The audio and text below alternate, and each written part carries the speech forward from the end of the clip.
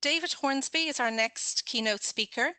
He is the Associate Vice President for Teaching and Learning at Carleton University in Ottawa in Canada. So it's morning time over there for David, where he holds a full professorship at the Norman Paterson School of International Affairs. Formerly based at Wits University in Johannesburg and at the University College in London, David has published extensively in the area of higher education pedagogy.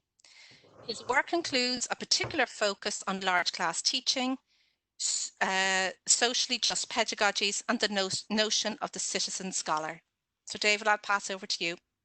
Anne-Marie, thank you. Can I just let everybody know that I'm just going to mute everybody and then just invite David to turn his mic on then, so that we don't get any unwanted sounds. At least I would if I was a host, but maybe Raoul is there and he might do that. But I am the host now. Sure. Thank you. I'm going to mute everybody now.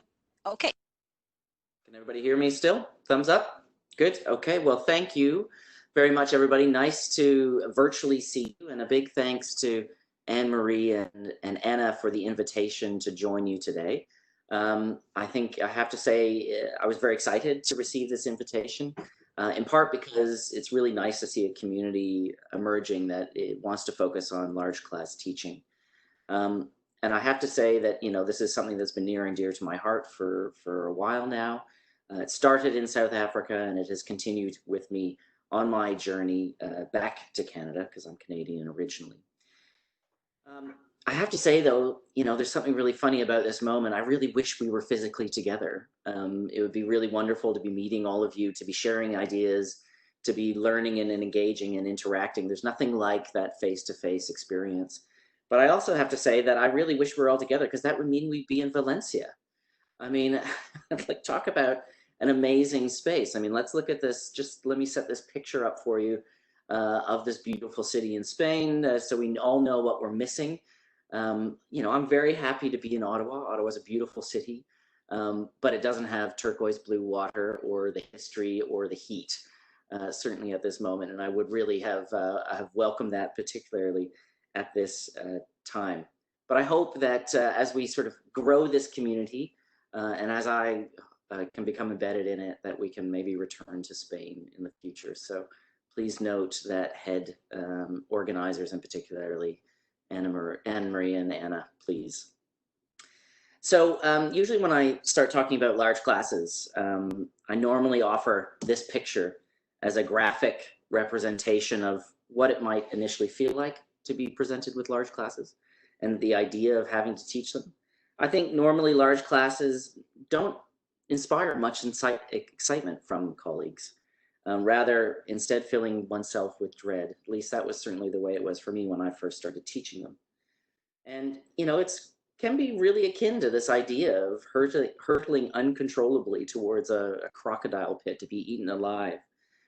I have to say that this picture is a real one. I took this in South Africa, just north of Durban, in a place called St. Lucia, where it was a crocodile sanctuary. And it was in my initial days in South Africa, so 2010, 2011, around then. And I took this picture explicitly thinking, this is what it feels like to teach a large class.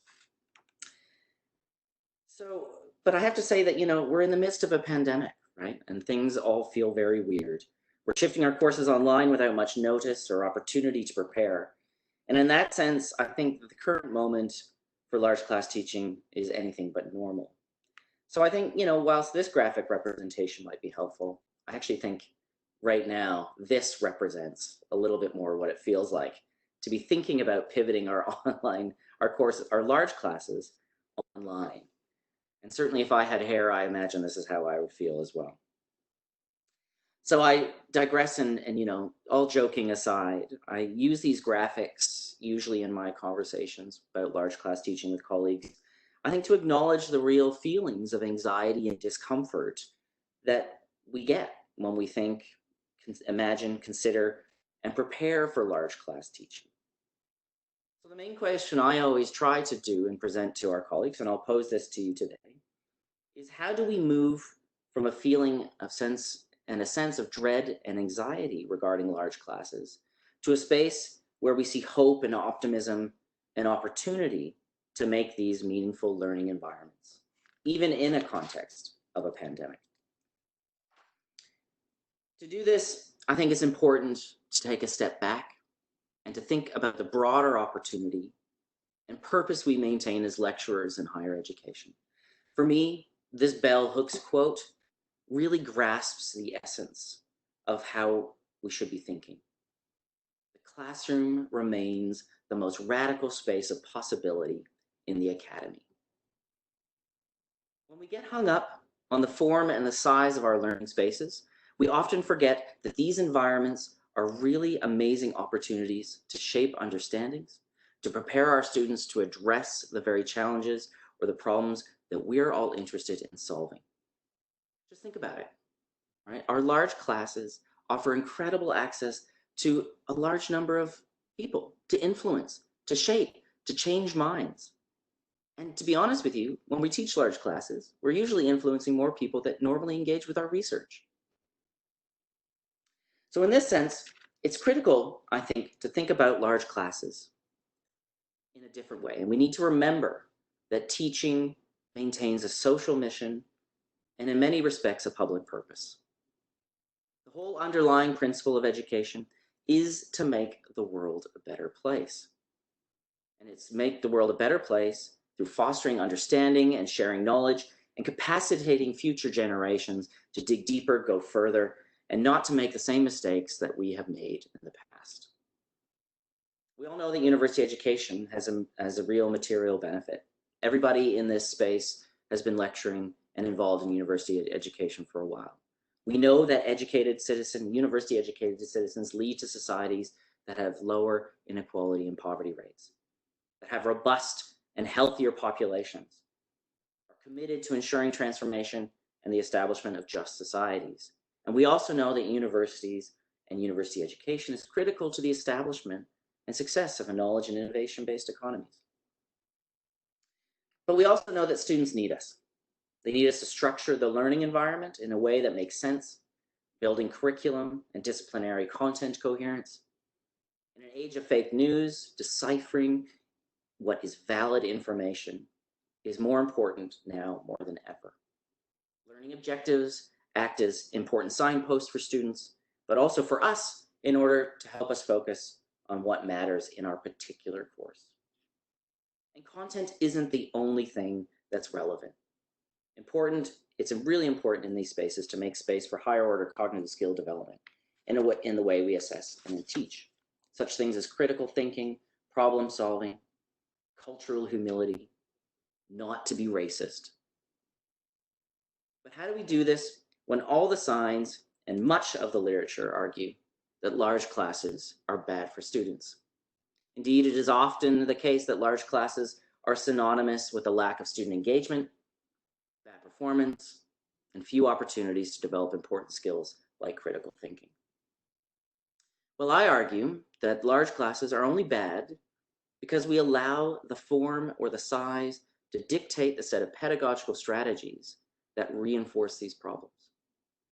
Therefore, I contend that the problems of large classes are not embedded in the form per se, rather in the pedagogical approaches we choose. Imagine the possibilities for large classes if we adopt pedagogical strategies that seek to engage students, frame and establish clear pathways for student success, and place important higher order cognitive skill development alongside the delivery of our disciplinary content. It is in our power to organize these spaces to be meaningful experiences, even in a context of pandemic, where we're all pivoting online. So I've argued recently that the pivot online in the context of a pandemic feels and is materially different. I argued this with my colleague, Professor Heather Smith, because the move online has been swift. It's been largely done with a lack of resources, and it's been done certainly without much planning. Like many of you, my university is preparing for its next term to be online. So we do have some prep time, but what are some of the principles we need to maintain in order to make this successful? Well, I consider the following as important to consider and integral to establishing a meaningful set of assessments as well as other types of teaching and learning moments. The first principle is active learning. Let me set the challenge to all of us. Let's move away from a passive teaching and assessment approaches in our online spaces.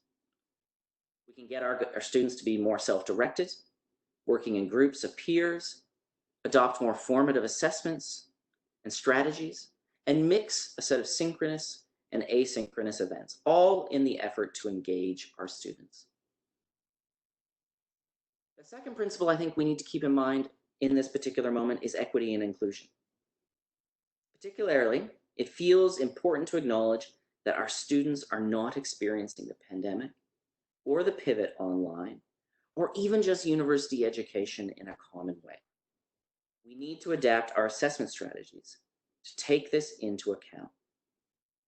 Appreciating equity and inclusion recognizes that it's important to integrate flexibility into completing assessments and other course material.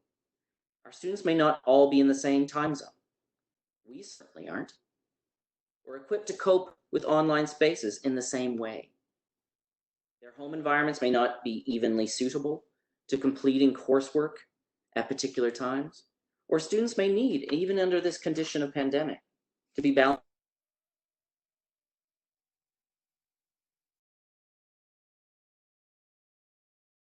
Lost you there, David.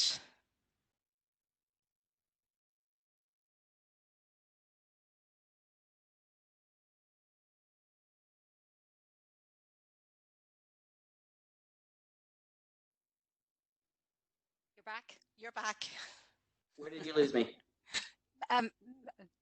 20 to 30 seconds ago.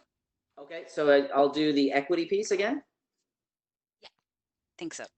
Okay, equity. So just I'm simply saying that equity is a principle that we need to maintain as we think about developing our assessments. Our students are incapacitated to be online in the same way.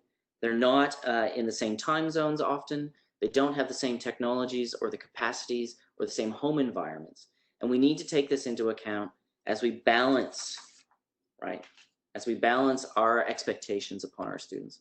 Some of our students are still working, even in a context of pandemic. They're dealing with all sorts of stresses, and we need to take this into account as we adopt our assessments. And I would argue here that, online, or rather asynchronous strategies are really important to think about. The third principle is student success. As we think more about our online environments, we need to forefront strategies that foster student success. We know that in online learning, frequent and low-stake assessments result in more student success. Mistakes can be rectified. This can also be a useful moment for us as well to find ways to see where students are getting stuck, enabling us to go back and explain, to fix things and explain further. Things that would be much more intuitive in a face-to-face environment because you can pick up the cues or people can ask immediate questions, which isn't necessarily available in an online environment. We also know that feedback is integral to student success. David Carlos was talking about this earlier, and he reviewed the substantial body of work that he's been really key in helping to develop. Small group work and peer learning can also be particularly effective. The fourth principle I wanted to raise as we think about pandemic pedagogy, and particularly moving our online courses, our large courses online, is the ethic of care. Not only for yourself, but for your colleagues and students as well. We're all coping with this moment very differently. And I think now is the time for us to model the way that we would want to be treated in a context of where we're facing difficult circumstances. Think about how this would look for your learning environment. Is it more time for assignments, less summative assessments, and more formative, or the other way around? Is it online synchronous drop-ins, or is it asynchronous discussion boards?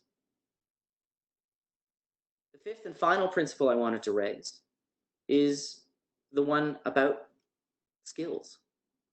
We have to remember that our learning environments are not just about disciplinary content. We are still developing, I would argue, the citizens of tomorrow. What we emphasize now will have tangible effects going forward regarding what our students think is important and how best to respond. So what are the types of citizens you want to foster in your learning environment? Active and engaged, or passive and disinterested? working for transformation and societal betterment, or agnostic to the plight of others. These require explicit consideration and embedding in your course design and assessment strategy. My colleague and I, Professor James Arvanitakis, have developed a framework through which we consider attributes and proficiencies called the citizen scholar. It's a framework which we argue is important to embed in our pedagogical approaches and assessment strategies, as it orients our students towards their responsibilities as citizens in our various communities, as well as it helps them prepare for the changing nature of information and the world of work going forward. What I have here on the screen is essentially a broad framework that people can think about and utilize when designing their courses and their assessment strategies. To achieve the citizen scholar, we argue this is something that needs to be embedded across a whole curriculum and in individual courses. But obviously with individual courses, you can't achieve all of these attributes and proficiencies. You have to select and be really purposeful about that. And that requires developing coherence and sharing this type of information with our colleagues. So I know that many of you are sitting here and going, this is all well and good, but how am I ever going to reconcile these principles with the reality of grading? This is one of the major cruxes of large classes. And I've been there. I've taught them. At Wits University, I was teaching classes of 500. At Carleton University, I'm teaching classes of over 100. I've been on the front lines. I've spent 2 weeks marking one assignment, so I know what it's like. And this is a real consideration and can't be forgotten. But we have to think outside of the box in this moment. We have to still try and make the efforts to achieve those principles regardless of these challenges. And we have to therefore think really carefully about the types of assessments we adopt and how then we're going to grade them. We know that feedback's important, right, and how we approach this, but let's think about some broader strategies. So for example, grading rubrics and Likert scales can be really effective and helpful when thinking about large classes and grading. These can provide detailed feedback and give us students a sense of where they fit in terms of relation to other students quite easily. And it doesn't, you can prepare these in advance, right? So they don't have to be as time intensive as marking at the coalface. I mean, obviously, there's also automated grading through our LMSs, right? This obviously privilege summative types of assessments like MCQs or short answers, but it's still possible to integrate one or two of these types of moments in a broader strategy of frequent low-stake assessments across a large online course. There's really interesting work coming out about specifications grading, the thresholds, setting students in advance a target about what grade would they like to achieve and signposting about what they need to do in order to achieve that. And that enables students to have that choice. And they can participate in the various assessment strategies to the level that they would like to achieve. And that can have an influence on grading. The other one is the ungrading approach that Jesse Stelmel has been talking about quite a bit. And I provided a link here at the bottom. Peer assessment and feedback, self-assessment even, portfolios are all options, reducing our role in the actual mechanics of grading, whilst instilling important reflection skills that we know are integral in all of our disciplinary environments. And of course, finally, we cannot forget the importance of marking assistance through our teaching assistants. Large classes require more resources. They require assistance with lecturers to deal with the sheer numbers. And we have to be really explicit about that. We have to be explicit about that within our institutions and across our communities. That in order to make these effective environments and to have assessment done correctly, that we have to have the right support put in place. So as I come to the end of the keynote, I wanted to remind all here that as we construct our assessment and teaching and learning environments more broadly, the way we do it matters to more than just the immediate circumstance. Ira Shore reminds us that passive curricula prepare students for a life in undemocratic institutions. Given the rise of authoritarianism globally, I think we could all agree that the way we teach matters, and the last thing we should be doing is modeling a passive acceptance of information and knowledge of disciplinary content. And I think in a time of pandemic, the way we operate and move through this will be a really important signal to our students about how they should behave going forward, not just in the classroom, but in their broader roles and functions as citizens. So I'll leave you with this parting shot of one of my large classes at Wits University in South Africa. Let's approach these challenging learning environments with hope and optimism. Not only is it important for our students, but also for the health of our societies more broadly. Thank you.